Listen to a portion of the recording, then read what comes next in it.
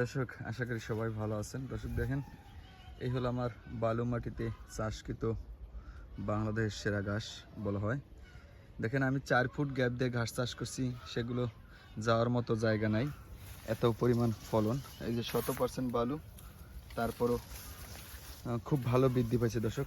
তবে আপনারাও আমি বলবো ডেজার দিয়ে ভরা জমিতে এই ধরনের ঘাসগুলো চাষ করতে পারেন। উচ্চ ফলনশীল একটি ঘাস, সর্বোচ্চ ফলন এবং প্রোটিন।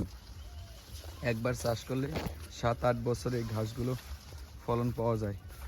এটাকেই বলা হয় বাংলাদেশের সেরা এবং ঘাসের রাজা বলা হয়। একটাই কারণ, ঘাসটা একবার চাষ করলে আপনি 8 থেকে 10 বছর ফলন পাবেন। ঘাস কাটার পরে অবশ্যই আপনাকে গোড়া থেকে ঘাস কাটতে হবে, তাহলে ঝোপ পাবেন বেশি, ঘাসের ফলন পাবেন বেশি, খরচ কম হবে দর্শক। এই যে গুয়াতেমালায় নতুন করে আবার পানি দিচ্ছি, ঘাস ঢেলে পড়তেছে রোদের তাপে। দেখেন কি পরিমাণ ফলন হয়েছে। কাটার উপযোগী হয়েছে, হয়তো আমি কাটিং তৈরি করার জন্য চাষ করছি, যার কারণে কাটিনি এখনো।